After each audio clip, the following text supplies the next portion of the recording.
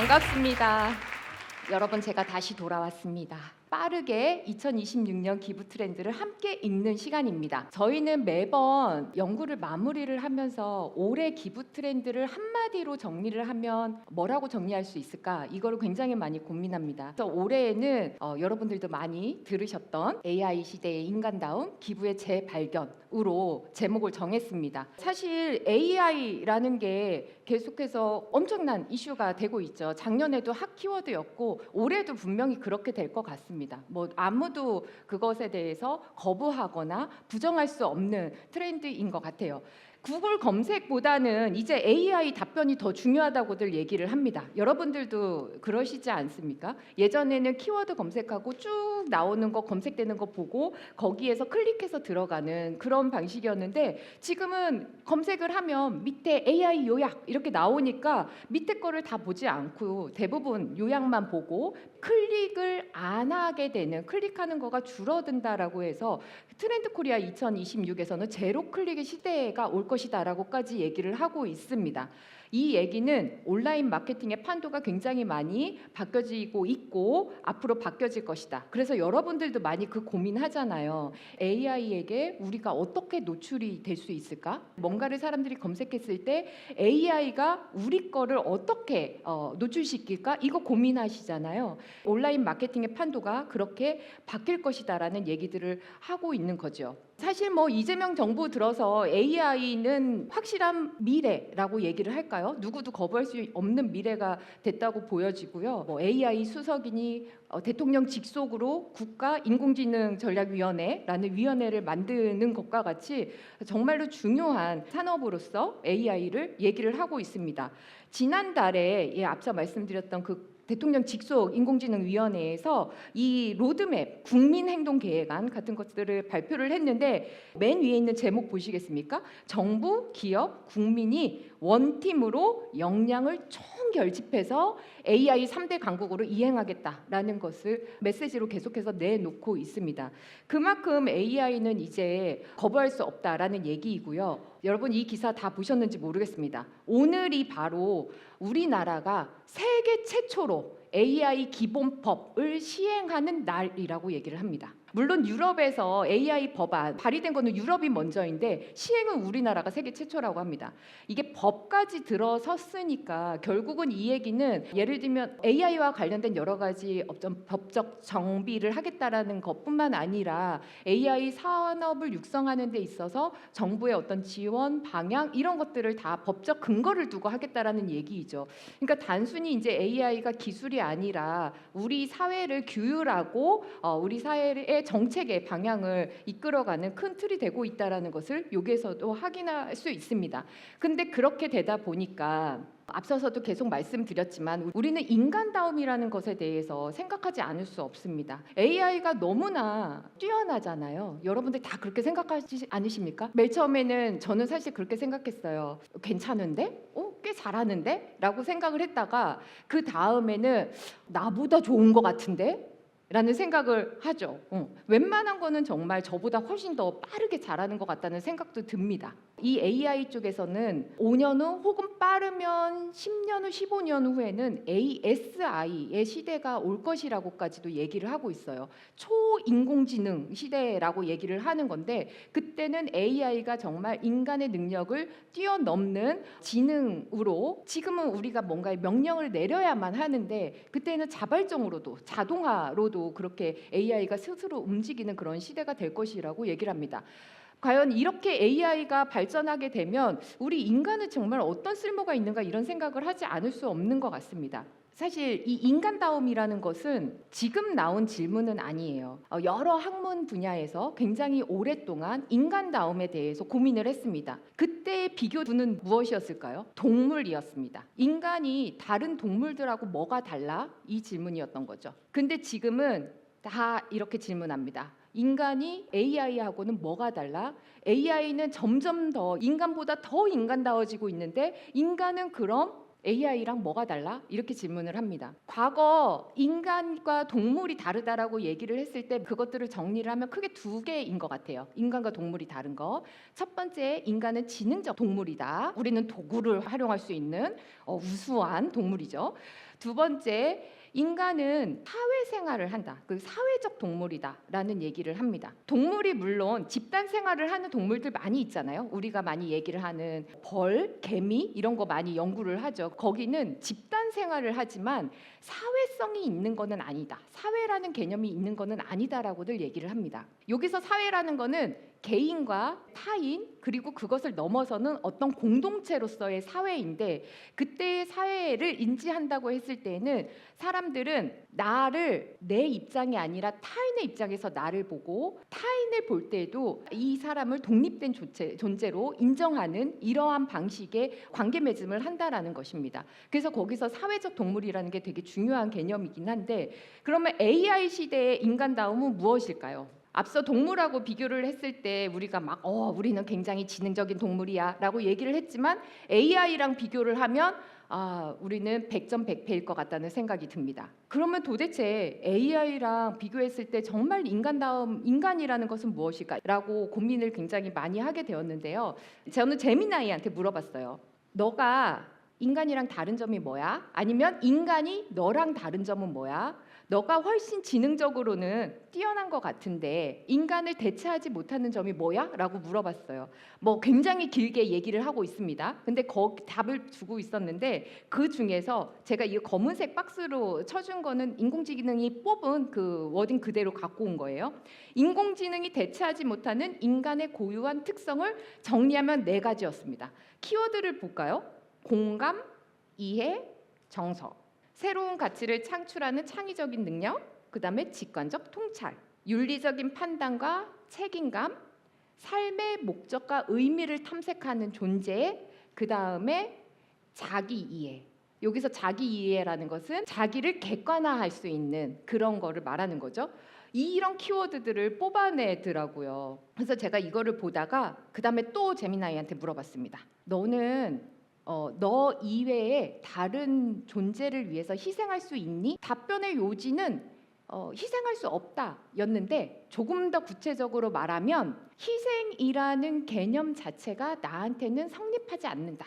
나는 그런 개념 자체가 없다라는 겁니다. 그 이유가 뭐냐면, 첫 번째, 인공지능은 나라는 개념 자체가 없다라는 거예요. 그러니까 나 이외에 다른 존재라는 것에 대해서 아예 그런 개념이 없다라는 것이었습니다. 두 번째는 희생이라는 것은 그게 어떤 범위에 어떤 깊이이든지 간에 어떤 가치 있는 것을 지키기 위해서 손해를 감수하거나 고통을 감수하는 것을 말하는 거죠. 근데 인공지능은 가치 판단을 하지 않는다라는 겁니다. 그러니까 가치 있는 게 무엇인지 그거를 지킨다라는 거에 대해서 기본적으로 생각이 없는 거죠. 개념이 없는 거죠. 두 번째, 인공지능은 감각이 없고 감정이 없기 때문에 내가 고통을 감수한다, 약간의 희생을 감수한다, 손해를 감수한다라는 개념 자체가 성립하지 않는다라는 것입니다. 그래서 이 대답을 제가 천천히 곱씹어 보면서 스스로 인공지능이 자기에 대해서 말한 거잖아요. 물론 이것도 학습된 거겠죠. 천천히 곱씹어 보면서 우리가 지금 하고 있는 기부와 나눔이라는 것이 이런 측면에서 보면은 정말 인공지능은 절대로 할 수 없는 것이구나. 타인의 감정에 공감하고 타인의 아픔에 공감하면서 내 것을 조금 내놓는 행위, 그게 희생이라고 거창하게 말하지 않는다고 하더라도요, 절대로 인공지능은 할 수 없는 우리만, 사람만 할 수 있는 것이구나라는 생각을 했습니다. 그래서 오늘의 부제인 AI 시대에 인간다움이라는 것이 중요해질 때, 그때 인간다움을 보여줄 수 있는 굉장히 중요한 요소로서 혹은 증명의 기제로서 이 기부라는 것이 굉장히 큰 의미를 갖겠구나라는 생각을 했습니다. 그래서 올해의 메인 메시지를 이렇게 정했고요. 이 기부의 재발견의 측면에서 저희는 크게 7가지를 얘기를 하고 있습니다. 전체 구조를 보면 7가지 트렌드에서 1번과 2번의 트렌드는 기부자의 초점을 맞춘 트렌드입니다. 그리고 3번, 4번, 5번은 모금 현장이 AI 시대를 어떻게 대비하고 있는지, 어떻게 변화하고 있는지를 정리를 한 거고요. 6번과 7번은 기업의 사회적 참여 활동, CSR 측면에서 AI 시대를 어떻게 살아가고 있고 어떻게 대응하고 있는지를 정리한 겁니다.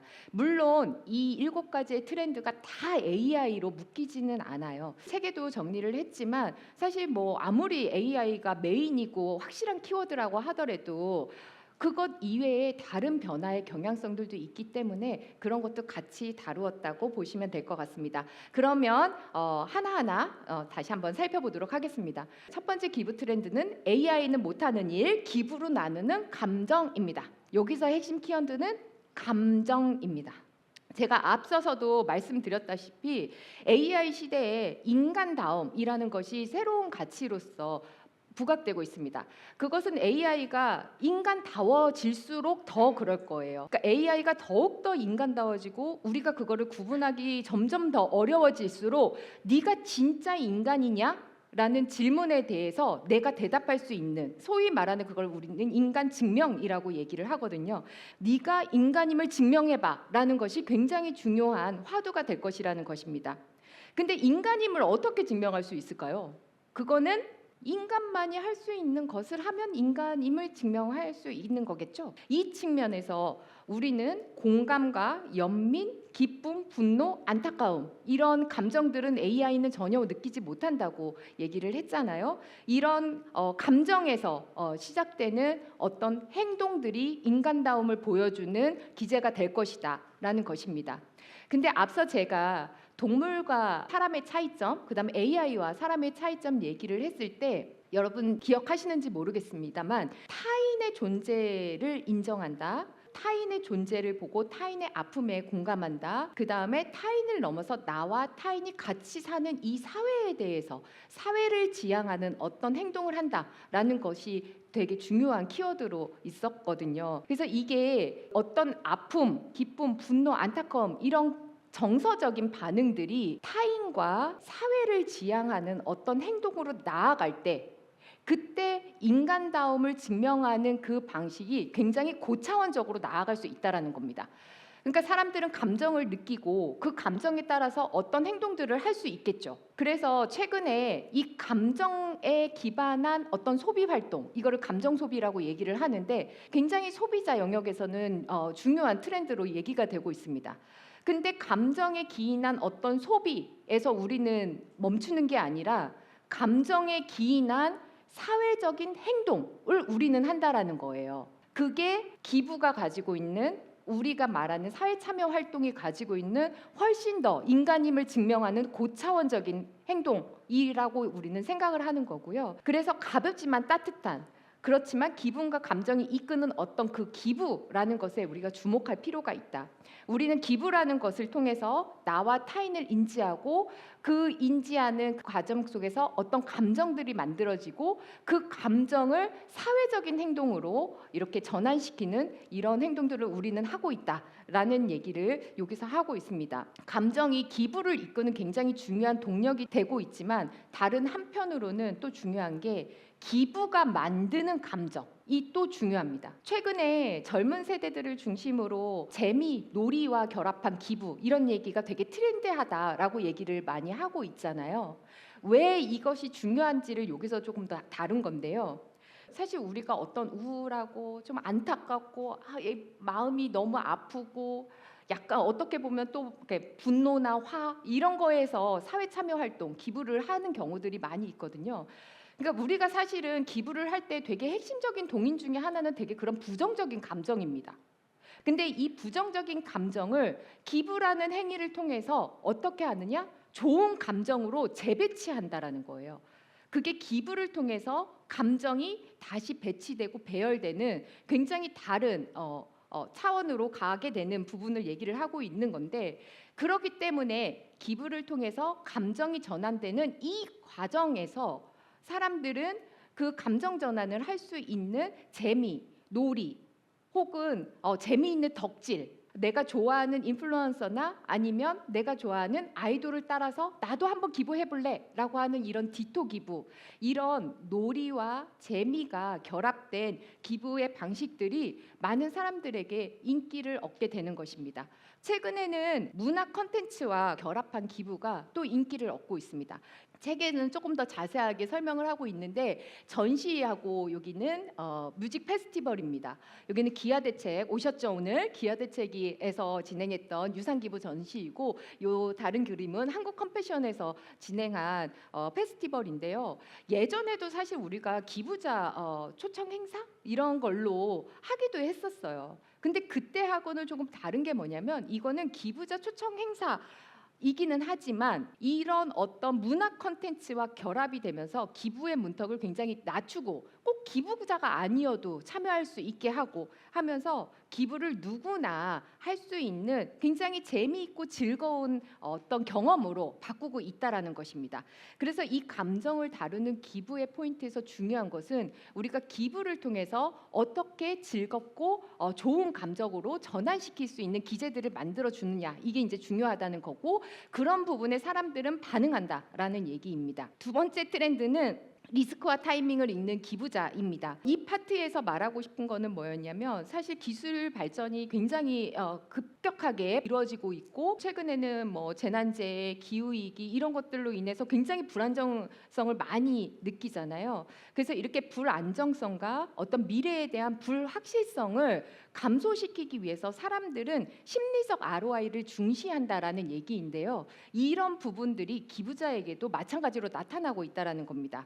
그러니까 내가 어떤 미래에 대한 불확실성, 지금 현재의 불안감을 어떤 행동을 통해서 안정감, 만족감으로 전환시키는데, 이 과정에서 심리적인 만족감, 안정감은 높이고 불안감을 낮추는 그런 선택들을 한다는 겁니다. 그 선택을 하는 과정에서 기부처도 결정하고 기부 방식도 결정을 한다라는 얘기이죠. 저희가 이 파트에서 주목한 거는 적시 기부와 리트머스 기부, 구독 기부입니다. 적시 기부는 뭐냐면, 여기 이제 그래프에서 보실 수 있는 바와 같이 이 기후위기나 어떤 재난 아니면 뭔가 굉장히 특별한 이벤트가 있을 때 사람들은 되게 불안을 느껴요. 근데 그 타이밍에 기부라는 것을 통해서 이 불안이라는 감정을 어떤 연대나 공감 으로 바꾼다라는 거예요. 그렇기 때문에 그 시점에 기부를 한다라는 거거든요. 우리 재난 기부가 왜 그렇게 잘 되냐? 한편으로는 뭐 굉장히 그 위기 상황에 공감하기 때문이라고도 얘기를 할 수 있지만, 그런 굉장한 위기 상황이 왔을 때 사람들은 심리적으로 불안감을 느낍니다. 근데 그 불안감을 어떻게 보면 쉬운 행동이라고도 할 수 있어요. 내가 기부를 하면서 연대감을 표현하고, 나도 당신의 아픔에 공감하고 있어요라는 것을 표현하면서 본인의 불안감도 조금은 낮출 수 있고, 그 과정에서 내가 다른 사람도 함께하고 있다라는 것을 느끼면서 연대감을 느낀다라는 거예요.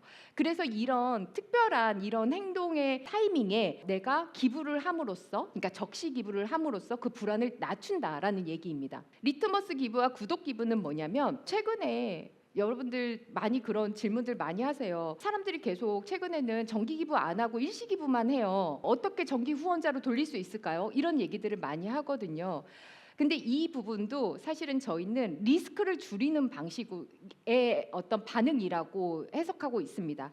이 얘기는 뭐냐면, 사실 사람들은 잘 모릅니다.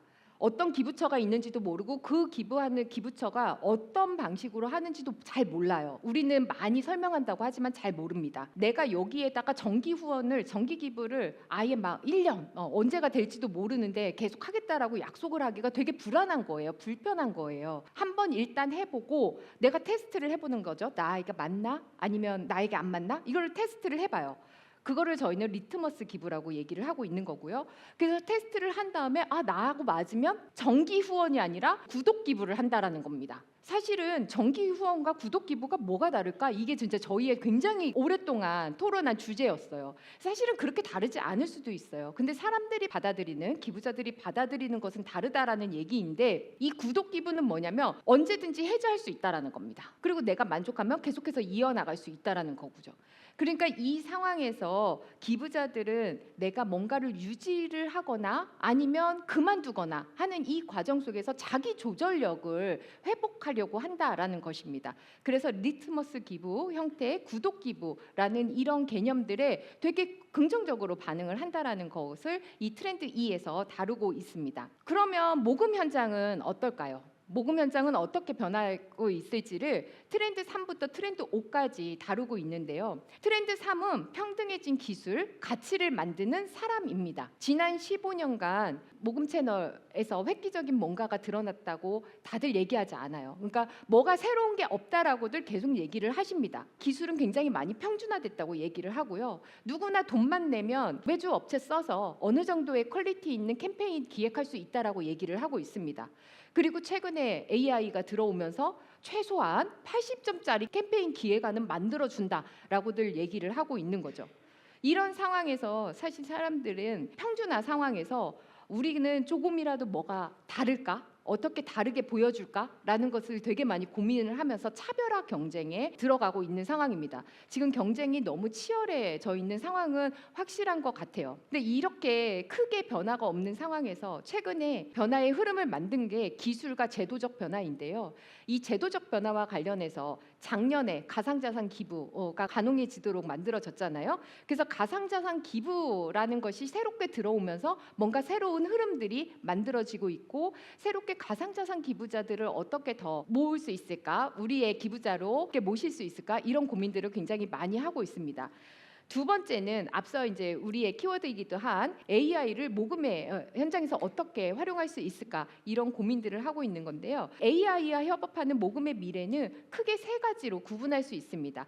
이것도 역시 AI가 만들어준 겁니다. 그래서 AI는 레벨이라고 이렇게 만들어줬지만 사실 저는 레벨이라고는 생각하지는 않아요. 첫 번째 단계는 효율화입니다. 여러분들 이미 많이 하고 계시는 우리의 업무 과정에 AI를 활용하는 것이죠. 그래서 제안서를 작성하거나 아니면 뭐 회의 자료를 만들거나 이미지를 작성하는 이런 것들로 활용하는 것입니다. 작은 조직들에서는 AI가 뭐 새로운 인력 채용을 하지 않아도 되게 좋은 훌륭한 인력이 새로운 인력이 들어섰기 때문에 AI를 이 측면에서 많이 활용하고 있죠.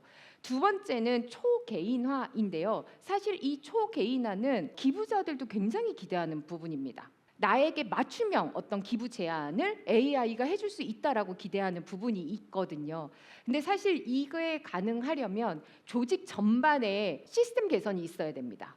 그러니까 우리 조직에서 AI를 통해서 최적화를 하겠다라고 얘기를 한다면 기부 제안, 맞춤 기부 제안도 우리가 하겠다라고 얘기를 한다면 우리 조직 전반의 시스템에 AI를 다 접목해야 됩니다. 그렇게 할 수 있는 것은 사실은 굉장히 소수일 거고요. 지금 현재도 보면 아주 앞서 나가는 한두 군데만 이런 것들을 시도하고 있습니다. 세 번째는 어떤 특정 사회 문제 해결에 AI를 활용하는 거죠. 이미 많은 비영리 스타트업이나 아니면 기술 기반 스타트업에서 AI를 활용해서 사회 문제를 해결하기 위한 시도들을 많이 하고 있습니다. 굉장히 흥미로운 사례들도 많고요. 근데 이렇게 AI를 우리가 모금 현장에서 사용을 했을 때 여러 가지 깊이와 이렇게 폭이 있잖아요. 근데 그 과정에서 결국 차이를 만들어내는 건 뭐냐? 이거는 어떤 AI를 쓰느냐가 중요한 게 아니라 우리 이미 많이 들었죠. AI 시대에는 결국 사람이 중요하다. 도구를 쓰는 사람이 중요하다. 이런 얘기 굉장히 많이 들었잖아요. 모금도 마찬가지입니다. 굉장히 어느 정도 평준화되는 평균적인 대답은 해줄 수 있지만 이 엣지 있는 무엇을 만들어주는 것은 결국은 사람이라는 거예요. 기술들을 어떻게 활용하고 그 나온 결과들을 어떤 식으로 재배열하면서 거기에 스토리를 입힐 것인가 이 고민을 하는 것은 결국은 우리라는 얘기죠. 모금 현장에서 앞서 제가 고도화 경쟁, 차별화 경쟁이 심화되고 있다라는 얘기를 드렸는데 차이를 만드는 힘이 무엇일까라는 측면을 조금 더 구체적으로 다룬 것이 이 트렌드 4번입니다. 스토리텔링, 스토리 두잉이라는 키워드를 가지고 있죠. 캠페인이 굉장히 많아요. 그리고 다 비슷비슷하단 말이에요. 기관명 이렇게 나와 있는 거 줄이면 어떤 기관의 캠페인인지 전혀 구분하기 어렵습니다. 네, 다 비슷해졌어요. 그런 상황에서 우리는 저희 트렌드 연구에서도 마찬가지였지만 계속해서 스토리텔링이 중요하다라는 얘기를 했습니다. 납득 가능한 스토리를 어떻게 입히느냐 이런 것들이 되게 중요하고 잠재 기부자에게 다가가기 위한 어떤 브랜드 전략 이런 게 중요하다라고 얘기를 했습니다. 물론 여전히 그것은 중요합니다. 근데 요번에 저희가 조금 더 강조해서 말씀드리고 싶었던 거는 스토리 두잉이에요. 스토리텔링은 우리가 얘기하고 상대방은 그냥 듣는 겁니다. 이제 듣기만 하는 거 너무 힘들어해요. 너무나 많이 듣기 때문에 귀에서 들었다가 이렇게 그냥 나가죠. 지금은 스토리 두잉이 훨씬 더 그 차이를 만들어낸다라고 저희는 책에서 강조하고 있는 건데요. 스토리 두잉은 뭐냐면 땀 흘리고 행동하면서 직접 기부자가 서사를 완성해가는 것입니다. 그게 스토리 두잉입니다. 대표적인 예가 기부런입니다. 기부런 다 많이들 시도해 보셨죠? 비영리는 도대체 언제까지 우리가 달리고 있어야 되나라는 자주적인 얘기들 많이 합니다. 그럼에도 불구하고 기부런을 계속하죠. 그런데 기부런 실패해 보신 경험 있으실 겁니다. 달리기만 한다고 다 성공하는 것은 아니라는 얘기죠. 그러면 성공하는 기부런의 성공 방식이 뭐냐를 책에서 다루고 있는데 앞서 제가 말씀드렸듯이 일관된 브랜드 서사, 온 오프라인 채널을 결합한 옴니 채널 구조 이런 거는 작년 책에서도 다루었던 것입니다. 올해 조금 더 강조해서 말씀드리고 싶은 것은 앞서 제가 스토리 두잉에서도 말씀드렸듯이 참여자가 이 과정에서 직접 내가 베리에이션을 해서 변주를 해서 어떤 즐길 수 있는 경험의 소스들을 제공하는 것.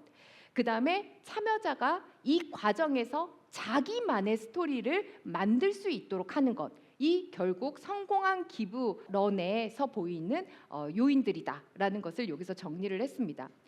굿즈, 우리 또 이거 굿즈 또 언제까지 계속해야 돼요? 굿즈의 인기는 왜 시들지 않나요? 라는 얘기들을 합니다. 이 굿즈에 대해서 얘기를 한 게 2019 기부 트렌드입니다. 여전히 2026 기부 트렌드에서도 굿즈를 얘기하고 있어서 저도 이 굿즈의 인기는 과연 언제까지 갈 것인가 궁금하기는 한데요. 저희가 요번에 강조한 거는 이전의 굿즈하고는 다르다라는 겁니다. 예전에는 굿즈의 퀄리티가 되게 중요했어요. 그러니까 퀄리티 있는 굿즈를 만드는 것에 온 기관들이 굉장히 많이 신경을 썼습니다. 작년에는 물성이라는 개념으로 굿즈를 또 설명하기도 했었고요. 물론 그 요인이 여전히 있습니다. 그런데 최근에 나타난 새로운 경향은 뭐냐면 단순히 굿즈가 아니라 이 굿즈에 캐릭터성을 부여하고 서사와 의미를 부여하는 새로운 방식이 나타났다는 겁니다. 지금 이미지에서 보여드리는 잘 보이실까 모르겠습니다. 위드베어, 그 다음에 사막여우 이런 건데요. 뭐 아이템적으로는 이제 반지와 팔찌를 벗어나서 이제 키링으로 바뀌었고요. 근데 여기서 키링이 중요하다는 게 아닙니다. 저희 연구진 같이 토론하면서 우리가 여기서 키링을 다루면 또 다 키링만 만드시는 거 아닐까 너무 걱정이었는데 키링이 중요한 게 아니고요. 더 중요한 거는 이 키링에 붙어 있는 이 동물들이에요. 생명체들한테는 캐릭터성을 부여할 수 있습니다. 위드베어 출장기예요. 얘 위드베어가 출장 가는 거를 컨텐츠로 만든 거예요. 요 사막여우 캠페인에서는 이 사막여우가 자기를 뭐라고 설명하냐면 나는 어린 왕자 곁의 친구 사막여우처럼 위기에 아이들을 지키는 특별한 여우야라고 자기를 소개하고 있습니다. 그러니까 본인의 캐릭터를 부여하고 있다는 거고요. 단지 캐릭터를 부여하는 것에서 끝나는 게 아니라 이 아이들이 굉장히 친근하고 편안하게 기부자들한테 말을 걸어요. 그리고 설명해줘요. 이 굿즈에 어떻게 캐릭터성과 서사, 의미, 다정함 이런 것들을 넣을 것이냐, 어떤 굿즈가 그런 것들을 또 소화할 수 있고 받아들여질 수 있는가가 중요한 포인트라는 겁니다. 근데 마지막으로 이 장에서 말씀드리고 싶었던 거는 사실 뭐 사업, 브랜드, 스토리텔링 이런 얘기들을 저희가 계속하고 있지만 그거는 그냥 만들어지는 게 아닙니다. 챗 GPT한테 물어보면 뭔가 스토리는 또 이렇게 다 멋들이게 뽑아줄 거예요. 그렇지만 거기에서 빠진 거는 뭐냐면 사실은 진정성입니다. 그 진정성은 어디서 나오냐? 여러분들 이미 다 답을 알고 계시죠? 현장에서 나온다라는 겁니다.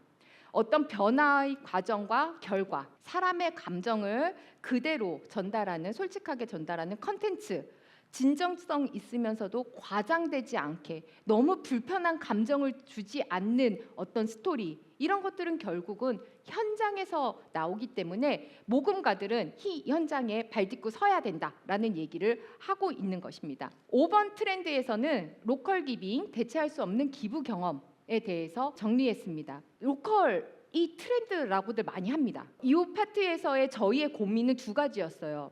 왜 사람들이 로컬에 반응하지? 라는 게 하나였고요. 두 번째 질문은 뭐냐면 그러면 이 로컬 트렌드가 지역의 기부로도 연결이 될까라는 것이었습니다. 첫 번째, 사람들이 왜 로컬에 반응하는가에 대해서 보면 이거 앞서 말씀드렸던 불확실성, 불안정성 이런 거하고 연결되는 부분인데요. 사람이 계속해서 뭔가 빠르게 변하고 생각하지 않았던 이슈들이 계속 터지면서 사람들이 불안해해요. 근데 이 불안한 이유가 뭐냐면 결국은 내가 통제할 수 없는 사건들이 계속 일어난다는 거거든요. 그런 흐름에 내가 계속 놓이게 되기 때문에 불안한 거거든요. 사람들은 이 통제감을, 자기의 통제감, 자기의 조절력들을 확인할 수 있는 방식에서 손에 잡히는 것, 내가 직접 보고 느낄 수 있는 것, 그리고 사람의 관계와 온기를 직접 체감할 수 있는 것에 반응한다라는 겁니다. 그게 사람들이 로컬로 가는 이유라고 보는 거죠. 내가 관심 있는 지역에 가면 거기에 가면 사람들을 만날 수 있고 거기에 가서 내가 직접 보고 느끼는 것은 그거는 내가 조절할 수 있는 거라는 거죠. 그래서 사람들은 로컬에 반응을 하는데 그러면 이게 기부로도 연결이 될까? 라는 질문에 있어서 작년까지는 사실은 저는 좀 확신은 없기는 했었습니다. 그런데 올해 그 단초가 보인다라는 생각이 들어서 그 내용들을 요 트렌드 5에 담았는데요. 지금 제철 기부와 여행 기부라는 말이 나왔습니다. 이 제철 기부는 뭐냐면 지금 이 계절에만 할 수 있는 기부예요. 그래서 예를 들면 제철 음식이나 아니면 제철 과일 이런 것들로 나눔 행동을 하는 거예요. 다른 하나는 우리 예를 들면 사랑의 열매도 우리 연말에 연말 캠페인 하잖아요. 그 연말에만 하는 거거든요. 딱 그 시기에만 할 수 있는 그런 행동들인 거죠. 그래서 이게 이 제철 음식, 농산물, 상품을 활용해서 제철 기부라는 것들에 사람들이 반응을 하고 있는데 이 반응하는 이유는 뭐냐면 그때 아니면 안 된다. 약간 적시기부하고도 연결되는 포인트이죠. 그때 아니면 안 돼. 내 1년을 또 기다려야 돼. 라는 이 부분이 사람들에게 굉장히 호소력 있게 다가가고 있다라는 거고요. 두 번째는 여행 기부인데 여기 이제 안동으로 여행 기부 떠나요. 라는 이 이미지 보시는 바와 같이 이 여행 기부는 우리는 사실 여행 많이 갑니다. 그 지역으로 여행 많이 가지만 그때는 그냥 보고 오는 거죠. 근데 단지 보고 오는 여행, 관광이 아니라 그 지역에 들어가서 내가 봉사활동도 하고 그 과정에서 지역 주민도 만나고 그러면서 감정적으로 내가 훨씬 더 심리적으로 가까움을 느끼는 거예요. 이 과정에서 내가 그 다음에는 기부까지, 돈까지 낼 수 있는 어떤 기부자로 확산되고 있다라는 것입니다. 그래서 계절과 이러한 지역을 매개로 자원과 관계가 이렇게 순환되는 이 즐거운 경험을 이 로컬에서 하고 있다. 물론 엄청나게 지금 많이 하고 있다라고 말씀드리는 건 아닙니다. 그 시작을 하고 있고 저희는 이게 점점 더 확산될 것이다. 심리적 거리감을 확실히 줄이고 있고 이 과정에서 관계와 온기를 회복할 수 있다라고 생각을 하기 때문이라는 것입니다. 6번째 트렌드와 7번째 트렌드는 CSR과 관련된 부분입니다. 역시 CSR, 기업의 사회적 참여 활동과 관련해서도 AI는 굉장히 화두입니다. 전략적 CSR이라고 얘기를 했을 때 기술이라는 부분이 굉장히 중요한 자원이었어요. 좋은 자원이었죠. 자사가 보유한 기술을 활용해서 내가 CSR 활동을 한다라고 얘기했을 때 사람들은 굉장히 긍정적으로 반응합니다. 와, 저 기업이 저런 것도 하는구나라는 측면에서 기부자들이 굉장히 좋아해요. 일반 시민들이 굉장히 좋아해요. 그런데 AI는 어떤 특정 기업 혹은 특정 산업이 보유한 기술이 아닙니다. 이 측면에서 과연 AI가 CSR에 어떻게 접목될 수 있을까? 이게 이제 고민의 포인트일 텐데요. 저희가 연구하는 과정에서 여러분들을 만나고 나서 정리를 한 거는 뭐냐면 AI는 범용 기술이기 때문에 훨씬 더 영향력이 넓고 깊다. 라고 저희는 생각했습니다. CSR 영역에서 활용될 수 있는 거는 효율화 당연히 있고요. AI를 중심으로 재구조화 당연히 있습니다. 세 번째는 뭐냐면 단순히 효율하고 재구조화 정도가 아니라 AI를 중심으로 완전히 다른 CSR로 질적 도약을 꿈꾸고 있다라는 거예요. 그래서 이 세 번째 따뜻한 AI CSR이라는 것에 조금 더 주목해서 이번 책에서는 좀 정리를 하고 있습니다. 이거는 AI가 단순히 효율화 도구뿐만 아니라 이 따뜻함을 입어야지만 완전히 다른 질적인 단계로 나아갈 수 있다라는 얘기예요. 그냥 효율성 측면에서만 사용이 된다면 그냥 효율화 도구로 AI가 만들어지는 거겠죠. 근데 이 AI CSR에 따뜻함과 휴머니티를 입힌다면 그거는 전혀 다른 의미가 되는 건데요. 예를 들면 CSR이 어떤 AI 윤리와 관련해서 뭐라고 해야 될까요? 하나의 기준자로 활용될 수도 있다라는 것입니다. 예를 들면 AI 측면에서 굉장히 이슈가 되는 게 윤리 이슈잖아요. 근데 이 측면에서 CSR은 어떤 윤리적 필터로서 이 AI를 다루는 기업 특히 그리고 AI를 활용한 모든 산업에서 CSR이 하나의 기준 필터로서 작동할 수 있다라는 거예요. 그거는 단순히 어떤 사회 참여를 하고 기부를 하고 봉사활동을 하고 이런 차원을 넘어서는 건 거죠. 그러니까 기업의 어떤 활동들을 굉장히 다른 방식으로 재편할 수 있다라는 게 이 부분에서 얘기를 하고 있는 거고요. 임직원 참여의 부분에서도 휴먼 터치라는 것이 중요한 전략으로 저희는 제시를 했습니다. 전통적인 임직원 참여 모델 이제 한계가 왔다라고 다들 호소를 하십니다. 기업 사회공헌 담당자들이요. 그랬을 때 저희의 이번에 자료 수집하는 거에 있어서의 포인트는 뭐냐면 그렇다면 다시 임직원 참여를 활성화하는 데 성공한 곳이 어디 있는가를 좀 찾아봤어요. 여러 기업들의 어떤 전략들을 정리를 해보자면 이 휴먼 터치 전략이라는 거예요. 그냥 임직원들한테 참여하세요가 아니에요. 임직원의 참여를 그냥 임직원의 참여로 보는 게 아니라 기업의 CSR과 기업의 활동을 일단 임직원이 나하고 연결시키는 부분이 하나가 있고요. 개인의 정체성이라든가 개인의 가치와 연결시킨다라는 부분이에요. 두 번째는 임직원, 그다음에 기업, 그다음에 수혜자 이렇게 세 주체들이 있을 때 이 세 주체를 마음으로 연결시키는 겁니다. 예를 들면 어떤 기업에서는 산불이 일어났을 때 그냥 기부해 주세요라고 얘기를 한 게 아니라 이미 그 지역에 본인들이 가서 활동해 보신 경험이 있으신 거예요. 그래서 산불이 난 그 현장에서 정말 우리의 아이들, 내가 지원했던 그 아이들이 정말 산불로 고통받고 있는 것들을 사례를 수집하고 그거를 가지고 임직원 참여를 호소를 했답니다. 그랬을 때 직원들의 반응이 뭐였냐면 어머 우리 애들이라는 얘기를 했다는 거예요. 이 우리 애들이라는 이게 결국 마음이 연결되는 부분이라고 할 수 있겠습니다. 세 번째는 앞서 기부자 파트에서 계속 말씀드린 부분인데요. 임직원들도 그냥 강제적으로 참여하세요라면 안 해요. 그러니까 임직원들의 어떤 감성 코드, 문화 코드를 찾아서 터치하고 그 과정에서 재미, 호기심, 몰입감을 주는 것 이런 것들이 새로운 임직원 참여의 전략이다라고 얘기를 하고 있습니다. 마지막 트렌드는 과거에 쓰는 미래 CSR의 전략적 큐레이션이라는 부분인데요. ESG 이후에 전략적 사회공헌, 전략적 CSR이라는 단어들이 굉장히 많이 활용되고 있습니다. 그때 전략적 CSR이라고 했을 때 재편 방향은 저희는 집중화, 효율화, 가시성이라는 세 가지로 정리를 했습니다. 그 방향으로 전략화가 되고 있다라는 것이죠. 그런데 이 과정에서 사회공헌 담당자들은 굉장히 많은 역할들을 동시에 하고 있더라고요. 예를 들면 전통적으로 하고 있었던 자선적 사회공헌 여전히 합니다. 그리고 사회 문제 해결에도 기여하라고 요구받기 때문에 그것도 해요. 그다음에 조직 문화 개선으로 개선해야 된다고 하면서 또 조직 문화 개선 활동도 합니다.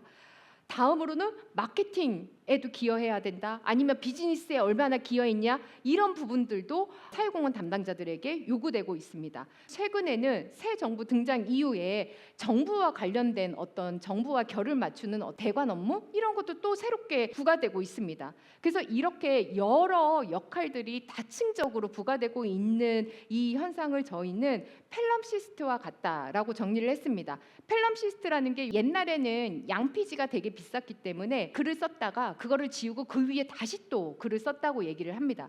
그러니까 밑에 있는 글자가 이렇게 보이는 거예요. 헌자 글자랑 같이 겹쳐서. 그래서 펠럼시스트를 겹쳐 쓴 양피지라고 얘기를 하는데, 저희가 봤을 때 지금 현재의 사회공헌 CSR이라는 게 이 겹쳐 쓴 양피지하고 굉장히 양상이 비슷하다. 여러 역할들이 다 다중적으로 부여되고 있어서 여러 개가 동시에 노출되고 있구나라는 생각을 했습니다.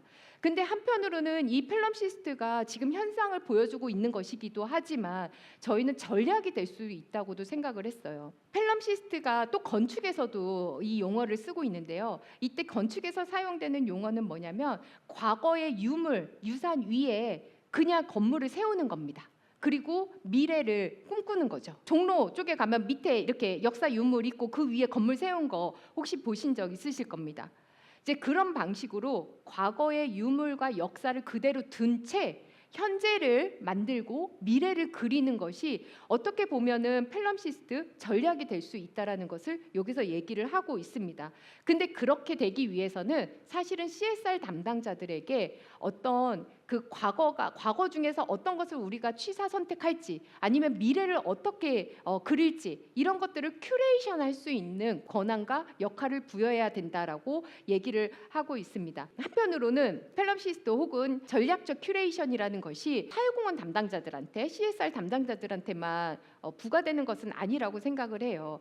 마지막으로 저희가 트렌드를 마무리하면서 정리한 것은 뭐냐면 우리 사회는 아니면 전 세계가 다 다중복합 위기의 시대에 놓여 있고 이런 상황에서는 어떤 문제에 초점을 맞춰서 우리가 전략적으로 대응해야 될지 협력의 전략을 다시 그려야 될 때다라고 얘기를 하고 있습니다. 다양한 주체가 경계를 허물고 자원과 데이터를 서로 연결하는 이 전략적 연결이 굉장히 중요해지는데 이 측면에서 적과도 같이 내가 할 수 있는 프레너미 전략 아니면 적도 살아야 나도 살 수 있다라는 이 공진화 전략이 새로운 협력 패러다임으로 확산될 것이다라고 저희는 예측하고 있습니다. AI 시대의 인간다움 기부의 재발견이라는 제목으로 저희가 이제 근 400쪽에 달하는 책을 정리를 했는데요. 오늘 발표를 마치면서 여러분들께 다시 한번 강조해서 말씀드리고 싶은 거는 AI 시대에 AI가 점점 더 인간다워지고 인간이 AI랑 구분하는 거가 어려워지는 시대가 왔을 때 우리는 무엇으로 인간임을 증명할 것인가? 그 측면에서 우리는 인간다움을 가장 잘 보여줄 수 있는 방법 그리고 인간다움을 사회적 차원으로 승화시키고 우리 사회의 미래를 더 긍정적인 방향으로 재편할 수 있는 방법이 기부라는 것을 확신하고 있습니다. 그래서 인간다움이라는 것이 더 중요해지고 최고의 화두가 되는 시점에서 그런 인간다움의 어떤 인간 증명의 정수로서 기부 활동이라는 것을 굉장히 중요하고 가치 있는 행동으로 우리가 함께 만들어갔으면 좋겠다라는 말씀으로 오늘 발표를 마무리하도록 하겠습니다. 감사합니다.